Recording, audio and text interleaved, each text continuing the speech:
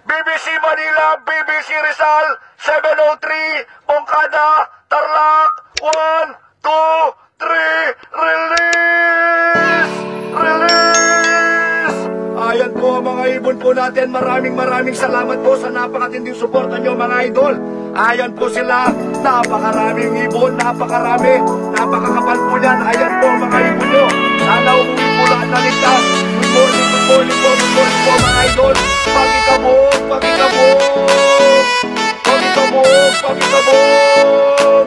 ayan po sila, good morning, napakalakas po ng mga ibon, napakalakas po.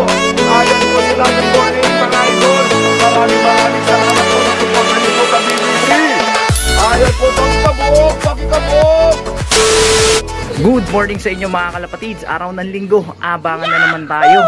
Okay, Bongkada, Tarlac yung liliparin ng ating mga alaga at first lap ng fun race mga kalapatids. So kailangan nating i-clock yung ating ibon na grisel. Pero hindi ito yon mga kalapatids. Ito yung mga ibon nating pasaway na hindi pumasok kagabi. Ayan, kahapon pinaronda natin silang umaga, konting pagpag kasama yung ating mga pinanlipad.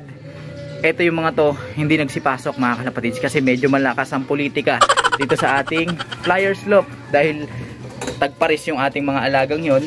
So nagte-territorial, lalo na nilagay natin dito yung mga pares nila, ibinalik natin para dagdag inspirasyon sa ating mga alaga at sana umepekto naman.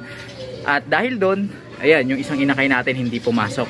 Tapos ito, ayan hindi rin pumasok, pasaway kasi nga pinopormahan niya yung dagit natin na nandito mga kalapatids. Nasa 1,300 speed yung nililipad ng ating mga alaga sa pagkakataong ito. So abang-abang tayo mga kalapatids, sana magtuloy-tuloy yung momentum na ating mga alaga. At nung nakaraan mga kalapatids, mabalikan ko lang, masasabi kong medyo nahirapan yung ating mga alaga. Not in a sense na mabagal sila, kundi nakitang-kita mga kalapatids dun sa kanilang pangangatawan. Namayat sila, lumambot sila. Pag uwi dito kahit pa paano nalugmok yung ating mga alaga. Ganun pa man, na-recover naman natin sila ng maayos. At ibig sabihin lang yun mga kalapatids, kailangan na natin silang suportahan. Magamat nasa 115 or 20 kilometers air distance lang yung nilipad nila nung nakaraan, yung Gimba. Alright? Pero dahil sa mga series of trainings and schedules na sa pagsampa, paglipad, ng paulit-ulit, unti-unti na nilang nararamdaman yung fatigue sa kanilang katawan. Accumulated fatigue na yung nararamdaman ng ating mga alaga. Andun na rin yung pagtaas ng level ng stress. Kaya kailangan na talaga nating suportahan yung ating mga ibon. So sa episode na ito mga kalapatid, samahan ninyo ako. Makakauwi pa kaya yung ating mga alaga? Ano kaya magiging performance nila? Makakapag-clock ba tayo? Sino sa kanilang dalawa yung mauuna? Yan ang ating aabangan sa episode na ito. Kaya tutok lang mga kalapatid. At sa mga hindi pa nakapag-subscribe dyan, mag-subscribe na kayo. Hit nyo na notification bell para updated kayo sa ginagawa nating kwentuhan dito lang sa ating tambayan. Ating leftover na tubig ay kukunin na natin yan para gawan sila ng pansalubong. Syempre ano pa ba? Electrolytes mga kalapatids. Samantala may hawak tayong commercial ring dito mga kalapatids dahil eto sisingsingan natin yung inakay natin doon na medyo malaki na. 8 days na yan mga kalapatids, late na. Sayang naman kung hindi natin masisingsingan.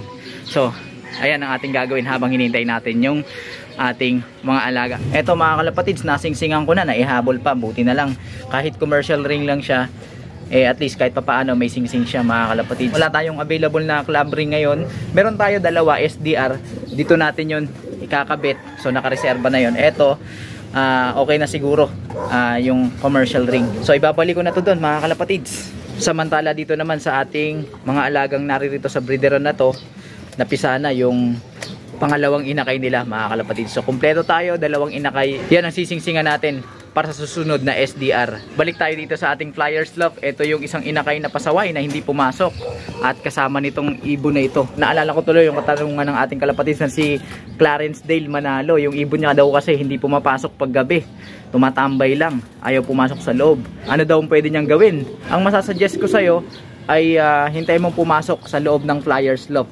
Pero habang nasa labas pa siya, dapat mong matiyak na wala siyang mapagkukunan ng tubig at patuka o yung mga pagkain na huhulog sa labas ng flyer slope.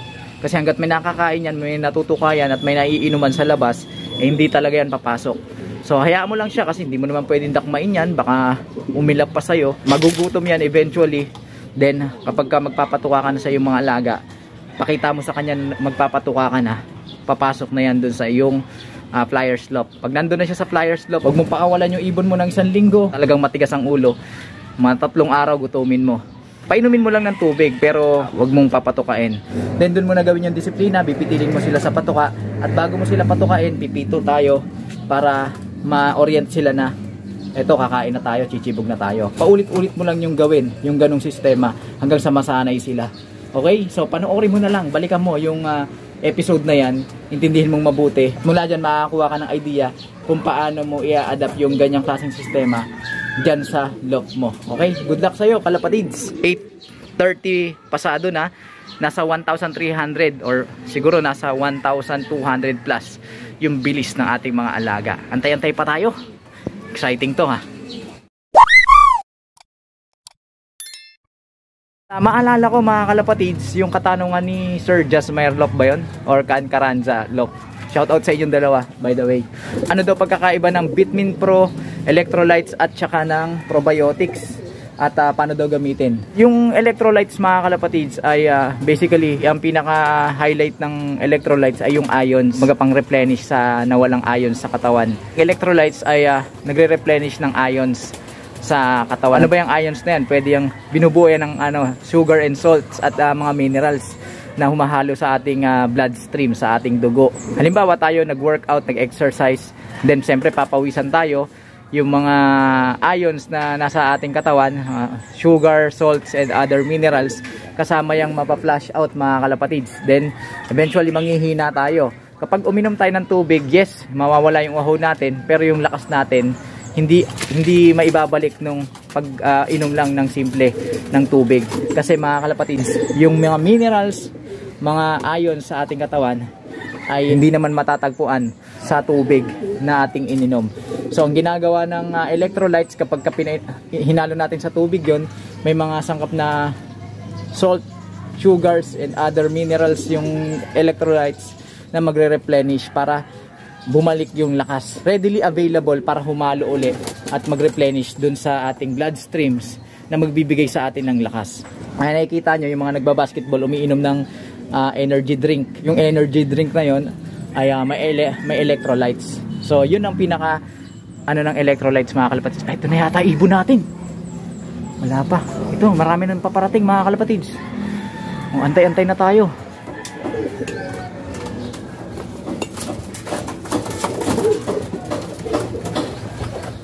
Uy, ito na mga kalapatids, yung natin, yung inaabangan natin. Sige, pasok. Kaklak tayo mga kalapatids. Huwag mo parakuhin yan. Pasok, yun. Kaklak natin to mga kalapatids.